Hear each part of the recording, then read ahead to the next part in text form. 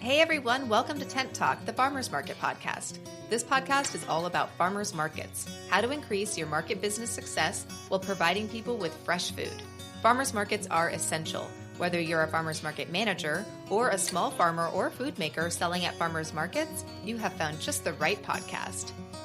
This week we're chatting with Yvette Lippert, the Downtown Yakima, Washington Farmers Market Manager, about the long-term project of moving her market to a new location. And so many other things. Everyone's favorite thing, and yes, all her other many talents.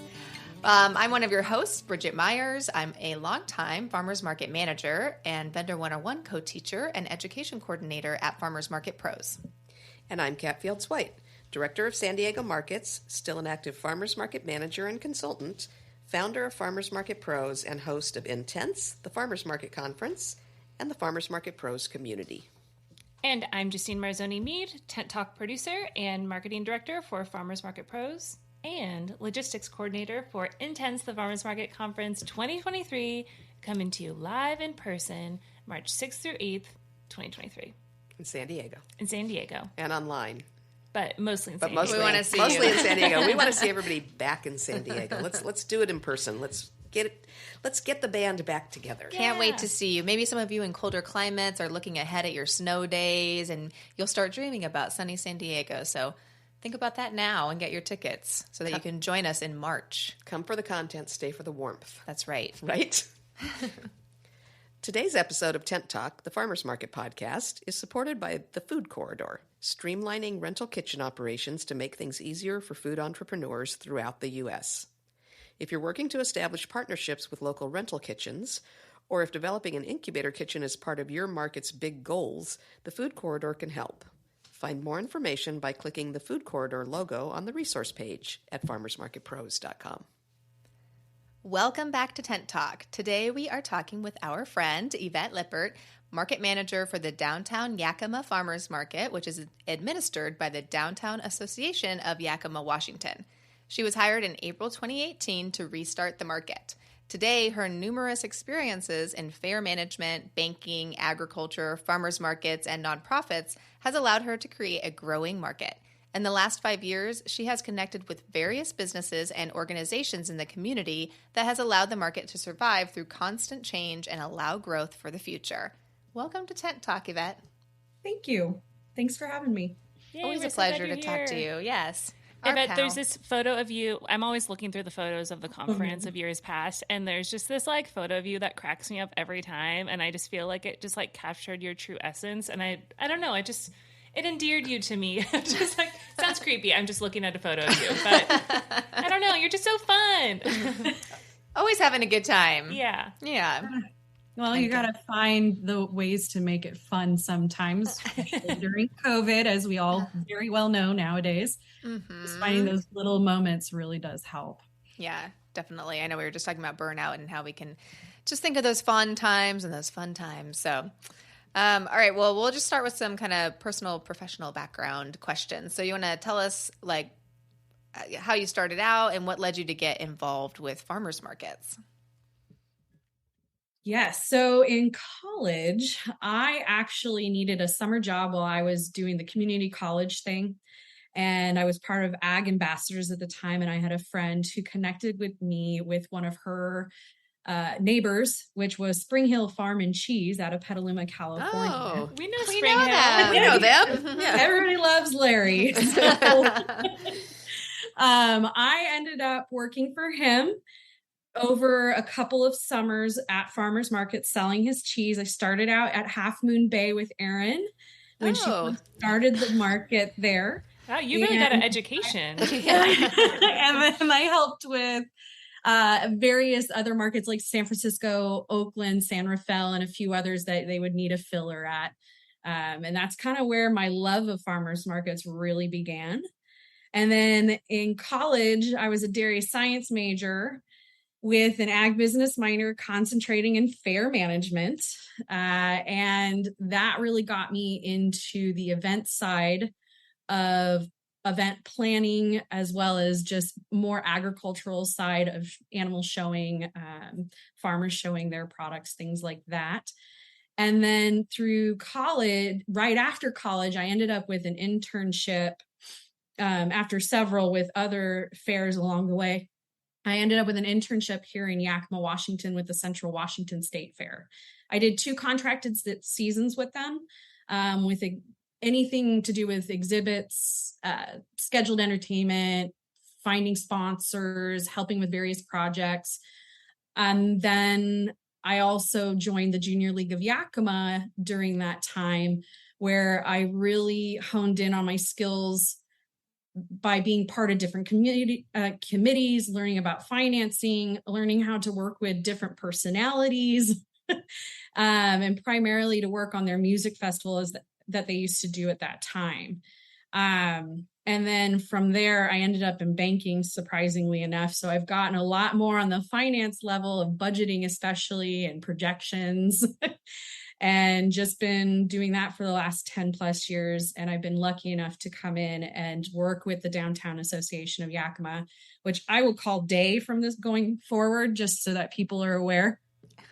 Oh, that's a nice That's acronym. catchy. Yeah. It's very convenient. Sometimes it doesn't work that way. So I did not know that fair management was an educational track. And now that I've heard this, I'm fascinated.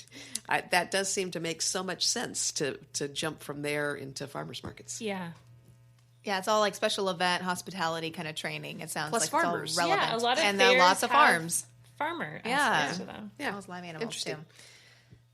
So what is your role specifically at the day? Or no, you're not calling it that. Yeah, Downtown. Yes, we are. Oh, okay. Right. Yeah. The farmers market is day. The Downtown Association is day. Okay, yes. So what's your day to day at day?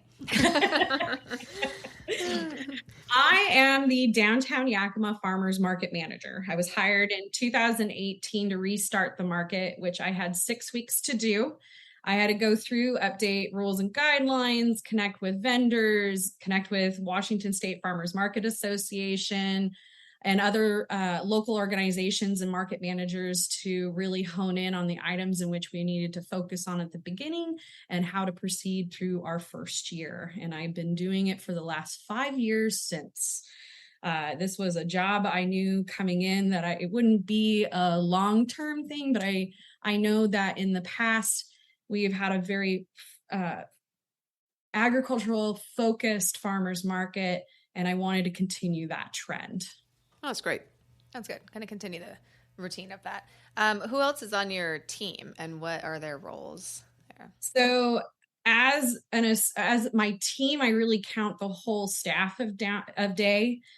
We have our executive director, Andrew Holt, who runs a lot of the day-to-day stuff, does the hiring and such. We have our admin assistant, Brianna Stratton, who helps with a variety of items, but with me, particular with the farmers market, she helps so much with the volunteers, organizing them, as well as we have a small amount of merch that we sell as well. So she comes in and helps with that and manages all that. And then we have our maintenance and beautification team, Justin Ross and Jose Mungera.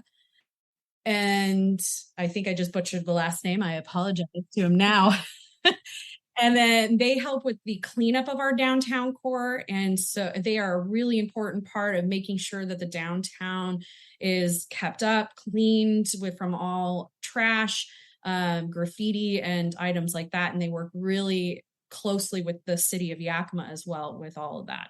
Just how many of those folks are on site with you at the farmers market? Out of all those people, 2 of those are. So Andrew and Brianna are the main 2. Brianna's there more often as she is kind of more involved with the volunteers and merch side. And Andrew comes in and fills in where he can, depending on the time availability that he has. And then we have a variety of volunteers that help me out with specifics. So like Ton Hodges and John Ball, they're a part of the day board, but they're also part of my farmers market committee. And they show up almost every weekend to help with everything at the market before it starts, during, and after. And then I have Carol Manier, who comes in, and she's kind of my kids' day coordinator. She coordinates all our activities for that day, and then is there the day of to help make sure everything goes smoothly, which we do at the end of each of our seasonal months. And then I have a variety of other volunteers. I would love to say each and every one of their names, but They all help with cleanup, setup during the market with counts for our attendance. I mean, it just, without our volunteers, it really wouldn't be feasible. Wow, that's awesome. I just get jealous of people with a good volunteer team. Right? Nothing. And I recognize the fact that I am very lucky to have that support, as I do know that there are a lot of market managers out there where they're a one-man team and they do everything. Yeah. But it takes some skill too to manage volunteers. Yeah. To And it takes attract them, effort, to yeah. retain them, to keep them busy and feeling productive. And Yes. you're a little bit of a specialist in that, right? In concept, sure. Probably execute plenty of it. But like our everyday lives is kind of at a whim and what's going on at that particular time on what you want to lead them to do. Pivoting. Yeah. Market managers are good at Yes. that. Pivoting. So the market's operated by the Downtown Association, like you said, like a Main Street Association. Did you say you're an employee of the Main Street, or are you contracted? So I am actually an employee. I'm a part-time salary employee from mid-April to October. And then the remainder of the season, I am a part-time volunteer. Oh, Interesting. So I actually continue my work on a volunteer basis 6 months out of the season. And I do that knowing full well that we are a nonprofit organization and we don't quite have the funding that would allow us to have a full-time employee in that regard to the farmers market. And since I do work a full-time job, this allows me that availability. Okay, so that works for your schedule, and that system is good for you. And your market is year-round. It's seasonal. No, It's seasonal. Yeah, it's seasonal. It is May through October. Generally, we start Mother's Day and go through the end of October, generally. So what's you're your full-time job, Yvette? My full-time job, I'm a credit analyst for a bank. Oh, well, that totally plays into farmers markets. We have all sorts of skills here. Our job is weird. Yeah. So during your volunteer time, that's the off season? Off season. Yes. Okay. So like the planning time is volunteer. The time. planning time, finding sponsors, finding buskers, finding new vendors, filling out all that paperwork we have to do at the end of the year for our association, making sure that we're all set to go into our next season without any hiccups. Interesting And structure. that's all on a volunteer basis Yeah. outside of the season. This is fascinating to me. I'm fascinated by this. What do you feel like are the benefits of working under a Main Street organization, and any downsides? I know you probably don't want to say too many things, but we just went to the Main Street of America conference, so it was kind of eye-opening to us. Just we've worked with Main Streets before, but just talking to a lot of people, a lot of market managers, or a lot of Main Street directors or employees that also do the market, and so we're just trying to really explore that relationship. So, can you tell us how that works for you? Main Street is a really interesting program because one of the things that they do promote is starting a farmer's market. That they know that that's an economic development to your area. And we're very fortunate to all be an association that has the capability of doing that. It makes us a little different also in the sense that we're not your typical farmers market nonprofit. We have a board that deals with the organization itself. And then we have a subcommittee that for the farmers market. So I don't report to a board. I actually report to an individual who reports to the board. So it works out a little different. And I personally have a little bit more leeway on some of the decisions that need to be made that would generally be made on a board level. I'm able to do myself. That's good, because I feel like there's all sorts of structures, but sometimes if there's a board of directors, especially if they're not working at the market, which sounds like you have some that do, which is amazing, but if they don't understand kind of the details of what it is to run the market or be on site, they can make decisions that maybe aren't in the best interest of the board just because they don't understand it. So The best interest of the market. yeah. Right. So yeah, just because they're not there all the time. So sounds like a good structure for you. Yeah, it sounds like you've got a good middle ground of having not being micromanaged, having having some authority to kind of make some of your own And decisions. you're the first line of defense in the communication between your vendors and everybody else. That's too. great. So Yes. It's just instead of them going to board members to maybe per se complain about something, I'm the first line of defense, and then I take it from there. That's yeah, great. I really like that structure. And I know we've talked to a lot of market managers where their vendors like can talk directly to the board, and it's just always causing so many problems. And I mean, when we work with boards too, or neighborhood associations, and we've worked with the Main Street before, we were the same, where we were just like, they come to us, they don't ever really even talk to the board. That's our purpose for being there. So sometimes when I talk to other market managers, they're like, oh, I can structure it that way. It's like, yes. And please do. It'll be easier for you. It'll be easier for everybody, really. Best decisions will be made. I mean, we're lucky. We're really well supported where every once in a while you do get that vendor that feels like they need to go talk to the board to, as you say, voice their opinion on maybe how things should be run differently or whatever. And our board faithfully throws them back to us. And then, we go to them just so that everything's consistent, so that everybody's getting the same consistent answers. It sounds like you maybe have a similar relationship. Mm-hmm. Well, and our board members are very active within day. So it's not just the farmers market that we deal with. We deal with the beautification of downtown. We deal with other events that we put on. So it becomes a little bit more of a balloon of events. And some of those people just don't have the time to put into other areas. So it really allows us to move around on a volunteer board scale. Yeah, and you're the expert for the market, so it's just leave it at that. Yeah, that's great. So you're talking about this revitalization. You brought back, or you revamped, or you revised the Downtown Yakima Farmers Market. How long had it been around? Like, how long has it existed for? The market? The market.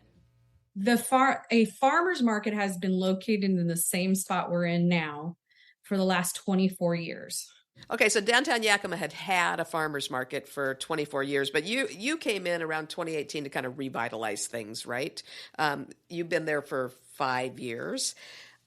Has it always been on a Sunday? It has always been on a Sunday. When it was started 24 years ago, they were looking at the possibilities of what will bring the community downtown and what was the slowest day of downtown, and they always found it was on a Sunday. So they started a farmers market on Sundays.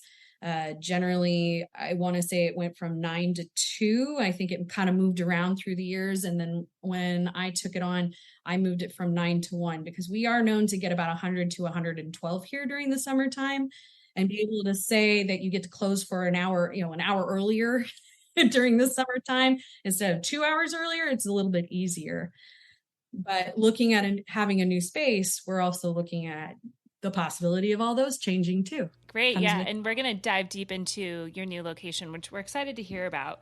Since your market is seasonal, and you had mentioned that it kind of always opens around Mother's Day and closes around the end of October, are you seeing those dates shift a little bit depending on, at least we've talked to a lot of market managers across the country this year, and it seemed like some places had a really, really cold spring, and so their season started later, and we're noticing here it's a very, very hot summer. So does that tend to shift a little bit, or do you kind of try to keep it pretty consistently for your shoppers? We try to keep it consistent for both our shoppers and our vendors. Our vendors really do plan their schedule around ours. And so when COVID hit, we did have to bring it down a notch so that we had a little bit more time to prepare. And we're just starting to find a way to get back to our normal schedule, basically. And opening on Mother's Day allows our artists, nonprofits, and food processors really that opportunity to shine before the farmers really have a high amount of produce, and they're the ones that people are coming for. Oh, that's a really, really great idea. Yeah.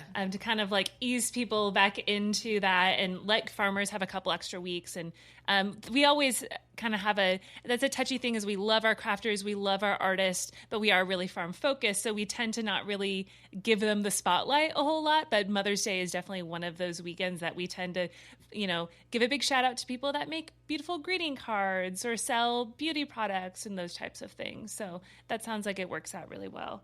How many vendors do you usually have a season? I've been around 80 vendors altogether throughout the season. We see about an average about 35 to 40 of them. We've had a high of 46 at one point and a low of 30. And that was really based on the heat and the weather, of course, like most markets. And yeah. Do most of those vendors come back year after year, or do you require them to apply to the market like newly every season? Them to reapply every season. And because we know that things change, especially with small farms, they may lose a property and they may have to be reevaluated with the new property in which they're growing on. I would indicate about 95% of our farmers come back. I always lose about one or two. And then about 60% of our other vendor types come back. I think that some people learn if the farmers market is for them or not. And so we get a lot of people or they become bigger and they decide to move on forward. Do they have to commit to the whole season when they reapply each year? I try really hard to work with their schedules. However, this season with the growth that we've seen, we'll likely hone in on that a little bit more and give priority to more of those who are wanting to be at market on a full-time basis versus a part-time basis.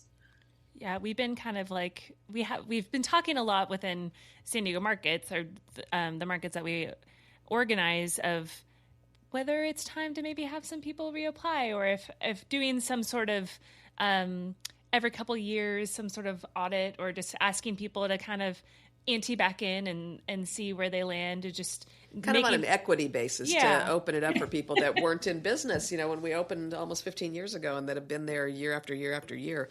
But boy, handling all the applications every year sounds cumbersome. Do you use a management program of any kind, or how are you managing all those applications? That was the first thing I looked into when I took on the farmers market, was a management program. I use MarketWorks. I was able to work with Chris in that short period of time to put something together, and we've developed it further every year since. And it really helps with a lot of the paperwork, being able to upload everything and not have to juggle a lot of items. I have a file folder system for all my vendors, but those are really thin in comparison, probably, if it had all been paper generated. Yeah, so. He talks about eliminating that big giant binder, right? I mean, I think that's why he started that program. So I've heard you mention a couple of times growth, and that you're adding vendors and that kind of thing. And so I think that all has something to do with the fact that you're getting ready to move your market. Is that right? Yes. So what prompted that decision? Because we all know how much fun moving a market is. Yeah, and I keep hearing about it, but I never thought I'd be a part of that. So this has been a whole new stream. Our treasurer of day, so John Ball, became president-elect for the Downtown Rotary Club in 2020. And there are several Rotary clubs in Yakima. We have the Yakima Downtown, Sunrise, and Sunwest, in which each president in each club gets to choose a project they find would be a benefit to our community, and then all three come together, and then they choose one of those projects out of the three to complete.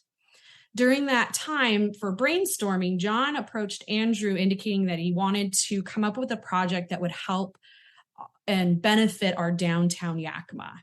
And together they decided that a permanent home for the farmers market would be of the best interest to the downtown.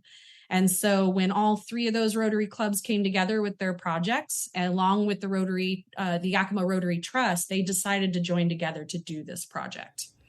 So when you say a permanent home, where are you now?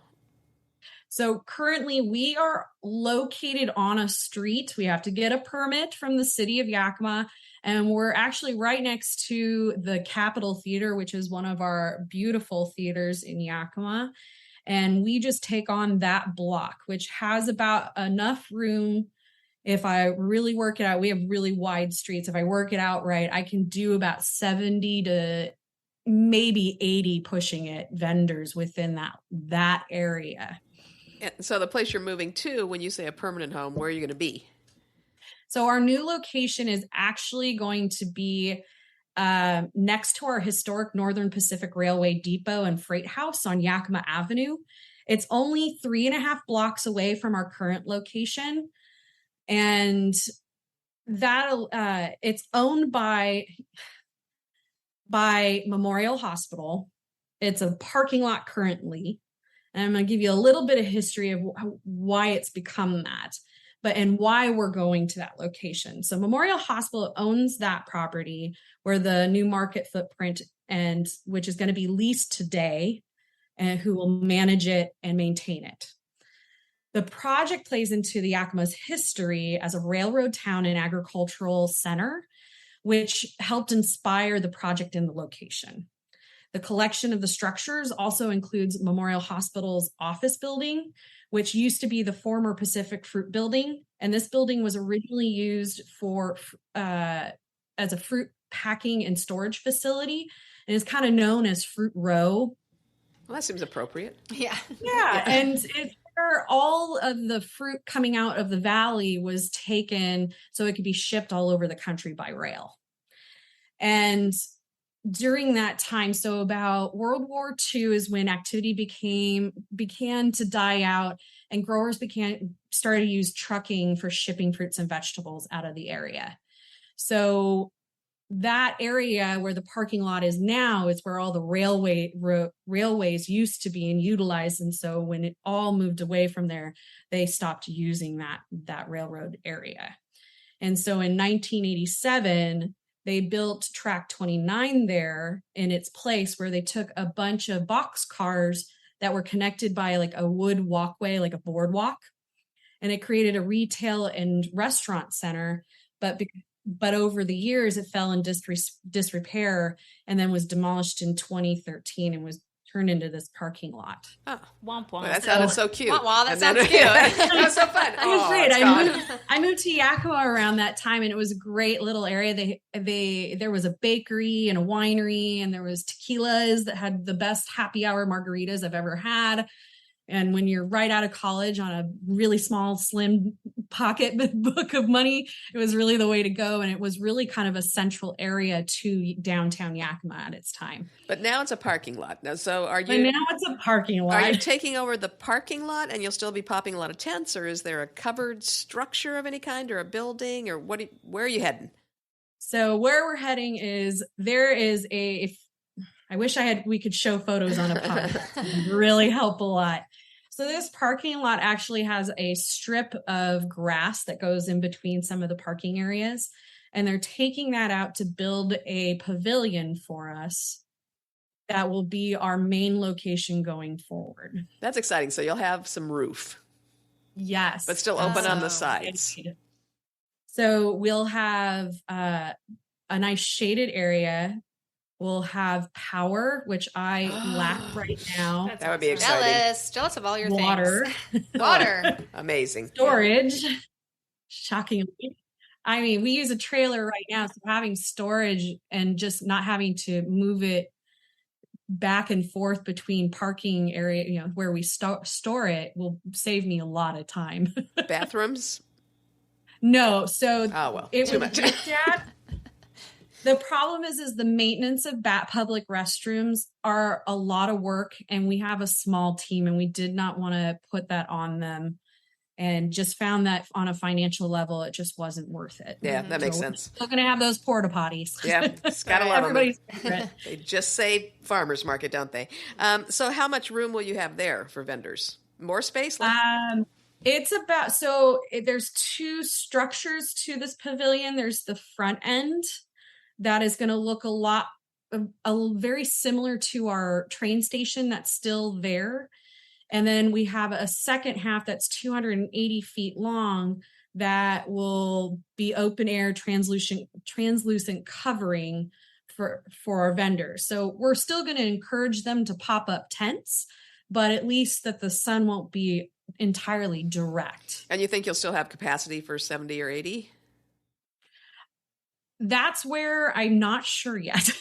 But this space, because of the location and the way the parking lot runs, it's kind of a U shape for this parking lot. So I can easily just block off half of it and build into the parking lot itself if I have to, if we grow past the ability of that shaded space. So then you'll get into all the exciting things that people like Danielle and Casey have talked to us about back in Tennessee, about figuring out who gets to be in the pavilion and who's outside and who's in the shade. Yeah. Start taking bribes. That's right. Yeah.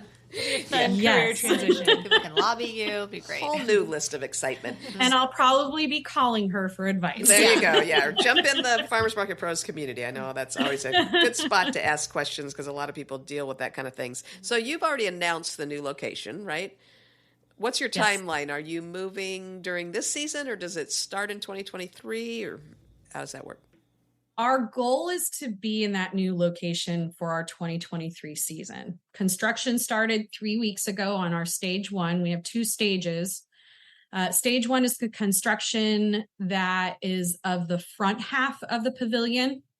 It's located near the historic railroad station. So it's been designed to look similar with the brick, stone, and tile roof. So it kind of acts as a entrance to the pavilion. And then stage 2 is the back half, that 280-foot open air that I had mentioned earlier. And that back part is a pre-engineered structure that will arrive, that will just need to be put together. And that's a part where we're still waiting to order because we want to see on a timeline where everybody else is going to be at with the first stage of development. Gotcha. Makes sense.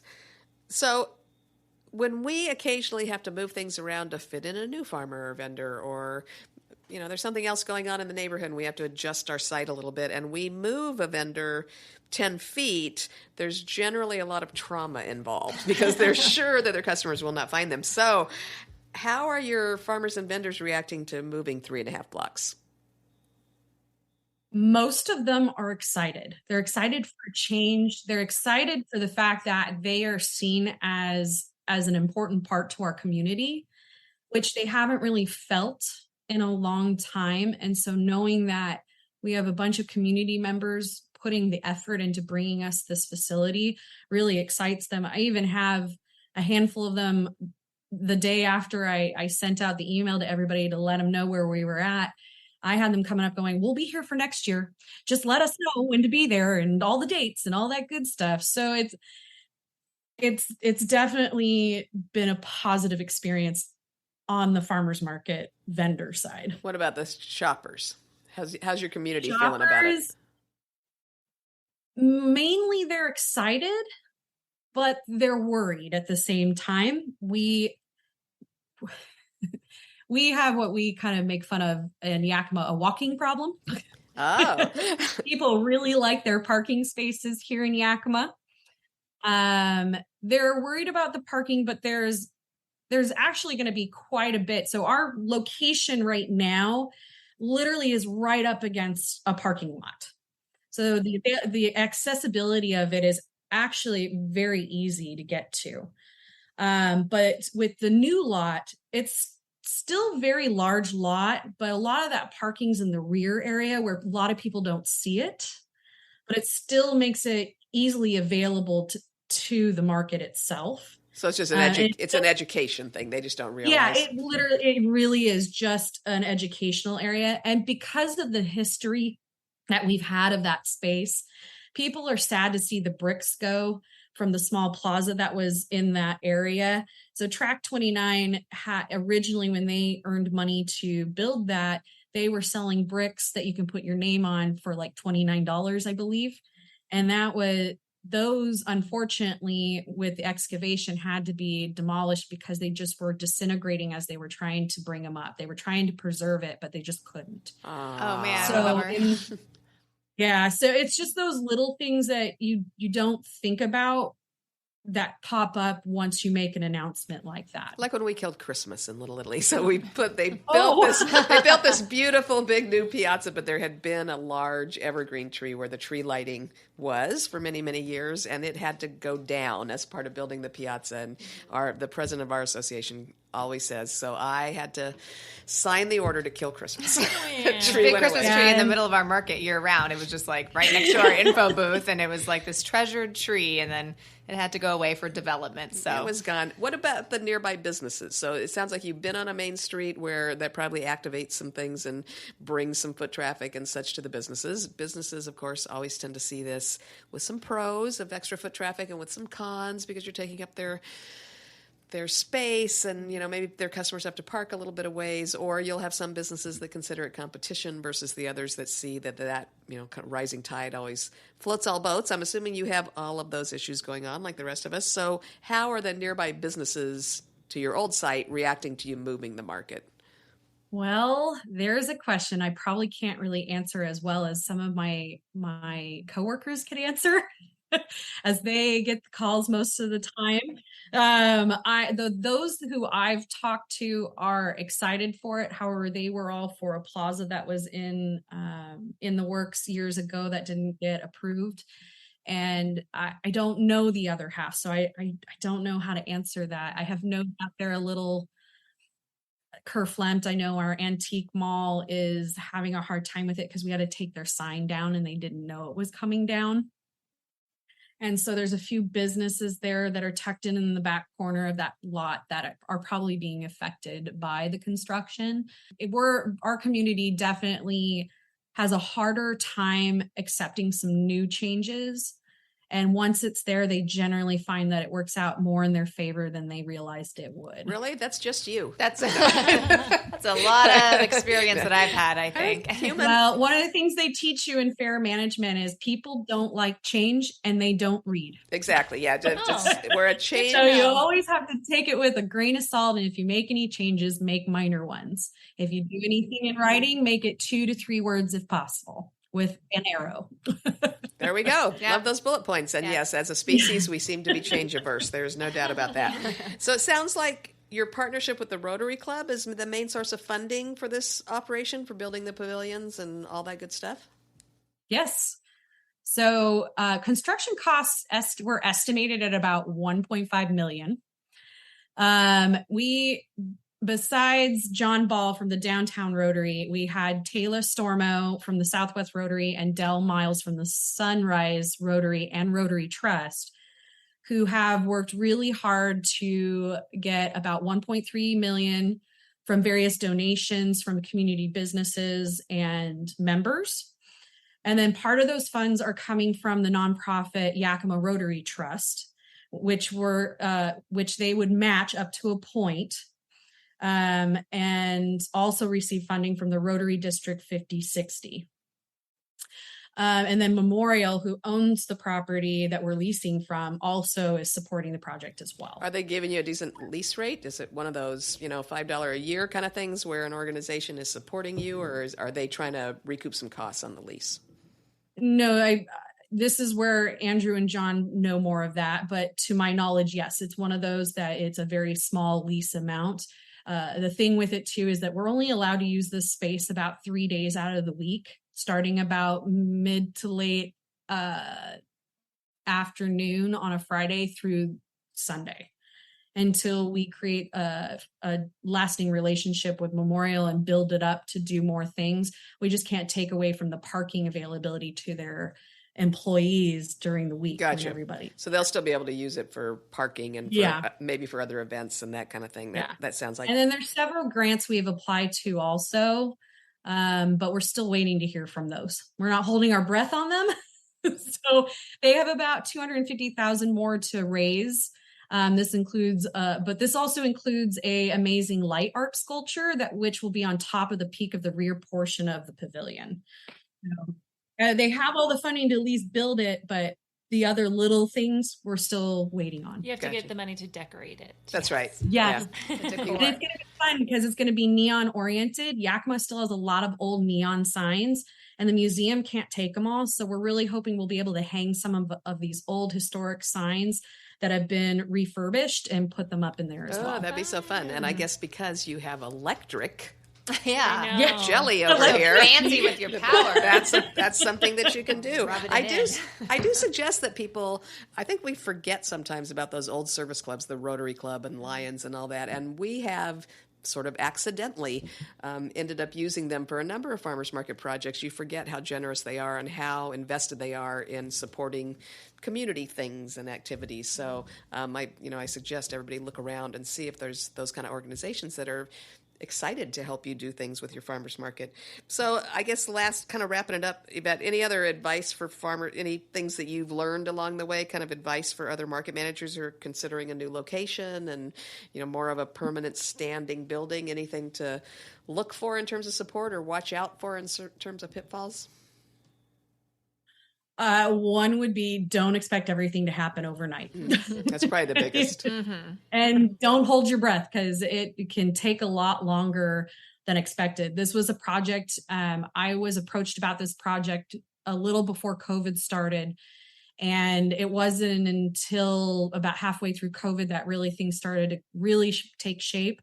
But there's so much that happens behind the scenes that you are not a part of that can prolong such a project. That has to do with the city and the county and the raising of funds and all that stuff, that just takes it a little bit more time to develop versus having somebody who comes in and does this stuff for a living. And then research. When you are looking at a new space, definitely take a moment to talk with other places that have similar facilities to your own. I'm very fortunate when I travel. I like to see how other farmers markets operate, and I meet those who run them. And so I had a small amount of people that I was able to reach out to and talk to them and ask them what their advice was if they were to do it all over again. And I've taken a lot of those notes to the Rotary Club and said, hey, please consider this within the project when you're putting it together. Oh, smart.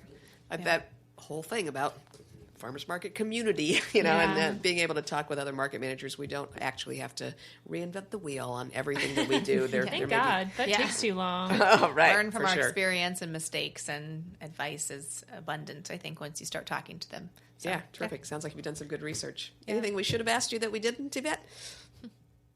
Not entirely. I mean, I personally am excited, and it's going to really allow this market to shine even further than it already has. I've been able to grow it quite a bit. We had an average of about 20 vendors when I started this market, and when we're averaging about 37, I think that's a great growth for over that period, especially with COVID and people going to selling online and all these other ventures that they go into when a pandemic happens, apparently.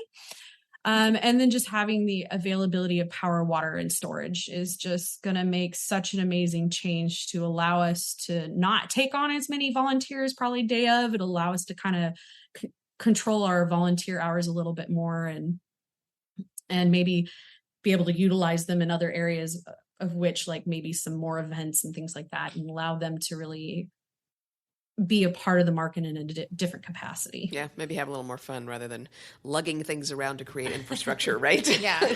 And sweating your butt off right in the 100-degree weather. Yeah, shaded area sounds Don't like envy the that biggest heat. plus. We're kind of spoiled here. Yeah. Great. It was so nice talking to you. Yeah. Good luck with You the too, move guys. and all that. And we will look forward to seeing you in March, if not before then. Yes. Yes. Same. See you in San Diego. Thanks, Yvette. Have a good one. Thanks for listening today, and big thanks to the Food Corridor for making things smooth and easy for rental kitchen managers and food entrepreneurs throughout the U.S., and for supporting Tent Talk, the Farmers Market podcast. Find more information by clicking the Food Corridor logo on the resource page at farmersmarketpros.com. Farmers markets are all about connection, and all of us, operators, farmers, and vendors, keep learning.